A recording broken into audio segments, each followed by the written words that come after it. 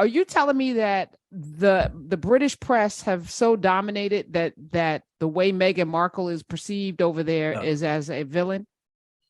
Yeah, I have really lovely neighbours. They're slightly older. They're in their 60s. They're really nice people. We went round there for dinner the other day. They're reasonable. They're quite liberal, and we sat down for dinner.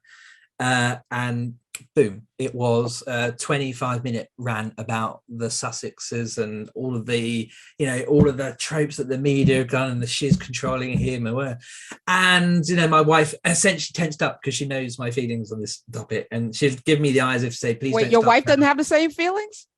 No, my wife thinks like I do, that it's kind of a media a narrative, but she could see me sort of sitting there and shaking, and she's like, please don't make the rest of our lives awkward with these neighbors.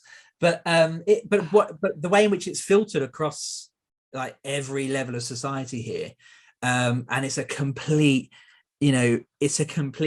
furor knocked up by the press. It's just absolutely incredible to see in real time. It's incredible. If you see things sort of like how here Trump and MAGA and all, like how that has, because people get to curate. So if you only watch Fox, if you're only on Reddit, if you only got your Facebook groups, then you think that the immigrants are coming for your children. They're going to take your jobs. They're going to rape. That black people are stealing all of the money. So this is so it's the same in Great Britain. No. So the difference is, there aren't specific media outlets that peddle this. They all peddle it. All of them do. Okay.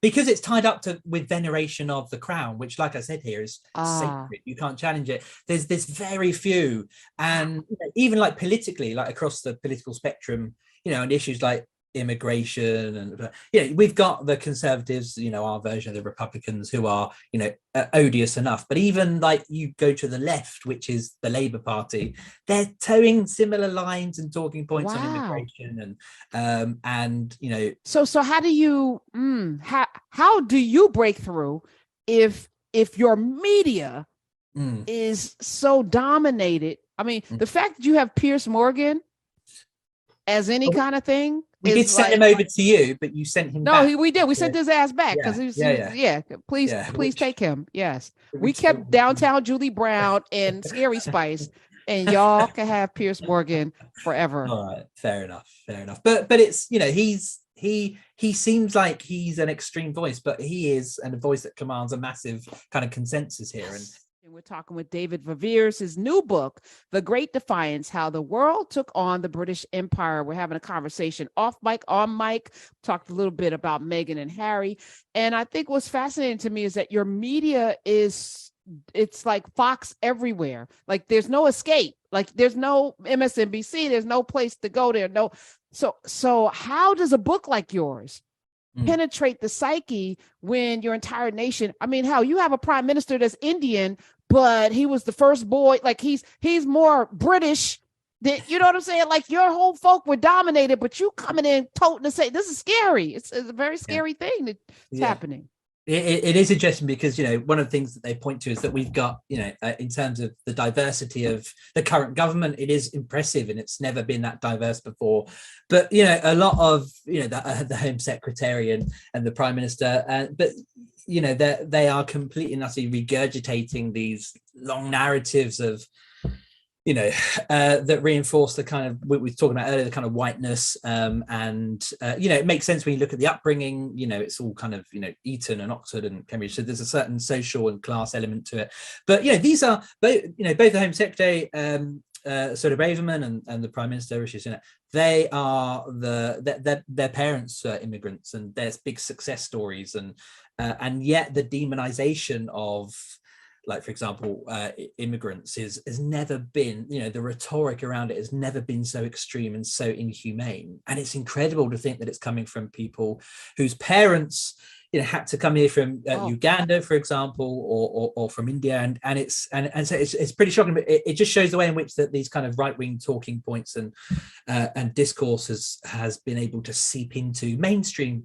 Some of the things. But it's human, though. It's human, David, because if you think about it, I made it. I'm not like them.